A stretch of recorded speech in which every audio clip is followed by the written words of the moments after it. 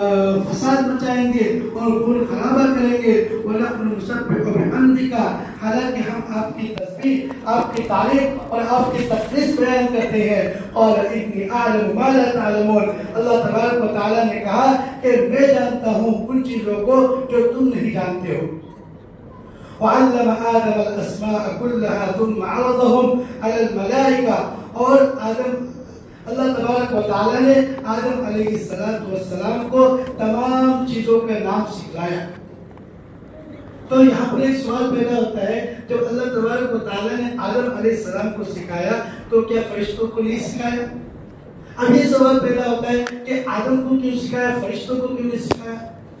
تو اس کا جواب یہ ہے کہ یہ علم، یعنی ان چیزوں کا علم اللہ تبارک و تعالیٰ نے عام رکھا تھا، اور فرشتوں کے لیے ان تمام چیزوں کے نام کو یاد رکھنے کی صلاحیت اللہ تبارک و تعالیٰ نہیں رکھی تھی، اس لیے فرشتے ان تمام چیزوں کے نام کو نہ بتا سکے. اور حضرت آدم علیہ السلام کے اندر ان چیزوں کی صلاحیت رکھی تھی. جب ان چیزوں کی صلاحیت رکھی تھی تو حضرت آدم علیہ السلام نے ان تمام چیزوں کے نام یاد کر لیے. وعلم آدم الاسماء كلها، اور آدم علیہ السلام کو تمام چیزوں کا نام سکھلایا. ثم عرضهم على الملائکہ، پھر ان کو فرشتوں کے سامنے پیش کیا. فقال انبئونی، اللہ تبارک و تعالیٰ نے فرشتوں سے کہا انبئونی باسماء هؤلاء ان کنتم صادقین. یا اللہ تبارک و تعالیٰ کہہ رہے ہیں کہ تم جو کہہ رہے ہو کہ زمین میں ان کو خلیفہ مت بناؤ، تو پھر تم ان چیزوں کے نام بتا دو. اگر ان کنتم صادقین، اگر تم اپنی بات پر سچ ہو، تمہاری بات حق ہے، تو تم ان چیزوں کے نام ہمیں سناؤ. قالوا سبحانك لا علم لنا الا ما علمتنا، فرشتوں نے کہا کہ آپ کی ذات پاک ہے، ہمیں ان چیزوں کا علم ہے جو آپ نے سکھایا. انك انت العلیم الحکیم، حقیقت میں تو آپ بھی جاننے والا اور حکمت والے ہیں. قال یا آدم انبئهم باسمائهم، اب آدم علیہ السلام کی باری آئی کہ اے آدم ان کو ان چیزوں کے نام بتلاؤ. فلما انبأهم، جب حضرت آدم علیہ السلام نے ان کو ان چیزوں کے نام بتلایا، قال الم اقل لكم، تو فرشتے نے کہا، تو اللہ تبارک و تعالیٰ نے کہا کیا میں تم سے یہ نہیں کہا تھا کہ میں جانتا ہوں آسمان اور زمین کی چھپی ہوئی چیزوں کو. مطلب یہ ہے کہ تم صرف فرشتوں سے کہہ رہے ہیں کہ تم صرف جتنا تم سے کہا جائے اتنا کرو. تم سے یہ کہا جا رہا ہے کہ تم کو پیدا کیا جائے یا نہ کیا جائے، ہاں یا نہ سے جواب دو، لیکن تم آگے مت بڑھو. پھر اللہ تبارک و تعالیٰ ان کو جواب دے رہے ہیں کہ انی اعلم غیب السماوات، میں جانتا ہوں آسمان اور زمین کی چھپی ہوئی چیزوں کو، واعلم ما تبدون، اور میں جانتا ہوں جو چیز ظاہر ہوتی ہے، وما کنتم تکتمون، اور ان چیزوں کو جو چھپی ہوئی رہتی ہے. وَإِذْ قُلْنَا لِلْمَلَائِكَةِ اسْجُدُوا لِآدَمَ فَسَجَدُوا إِلَّا إِبْلِيسَ.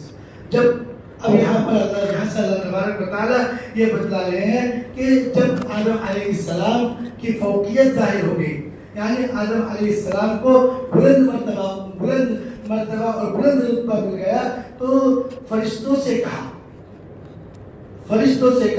للملائکۃ اسجدوا لآدم فسجدوا الا ابلیس، کہ آدم کو سجدہ کرو، تو ان تمام نے سجدہ کیا مگر ابلیس نے سجدہ نہیں کیا.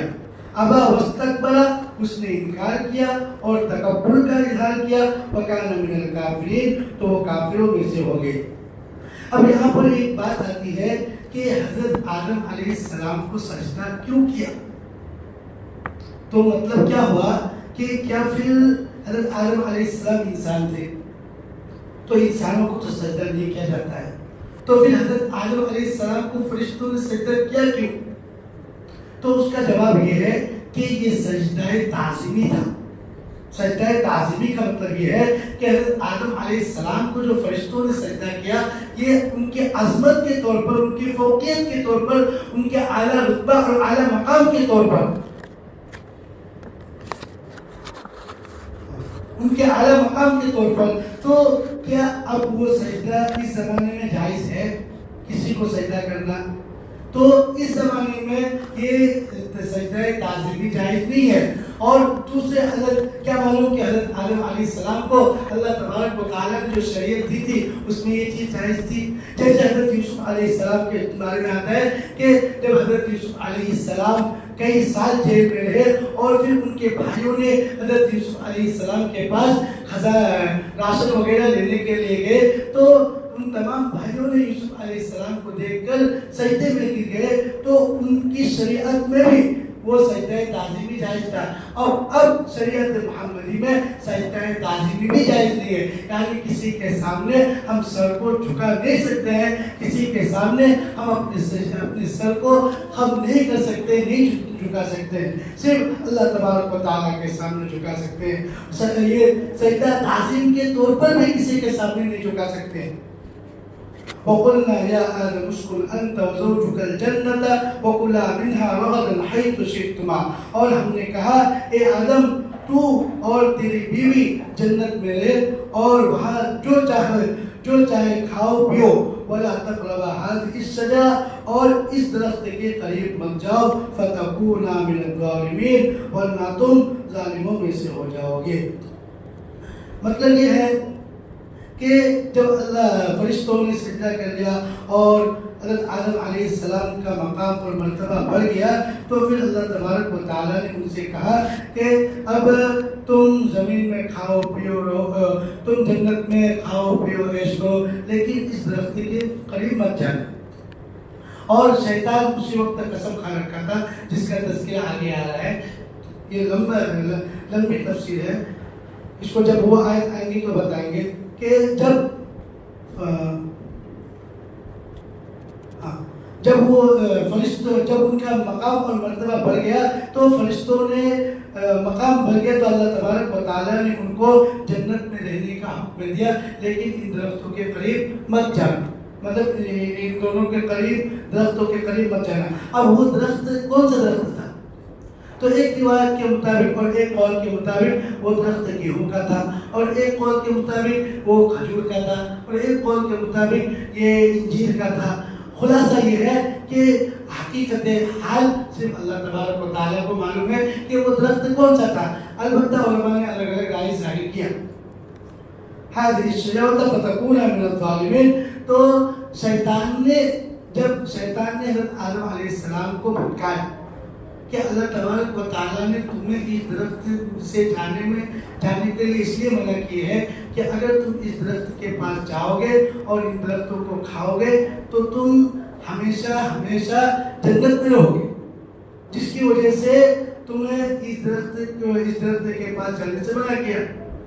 اب حضرت آدم علیہ السلام پہلے تو ابلیس نے اس کی حضرت حوا علیہ السلام کو بھٹکایا, کیونکہ عورتیں پہلی بھٹک جاتی ہیں, اس لیے پہلے ان کو بھٹکایا, پھر حضرت آدم علیہ السلام کو بھٹکایا, پھر دونوں نے ان درختوں کو کھا لیا. پھر اللہ تبارک و تعالیٰ کے حکم کی نافرمانی کی تو اللہ تبارک و تعالیٰ نے ان کو زمین پر بھیج دیا.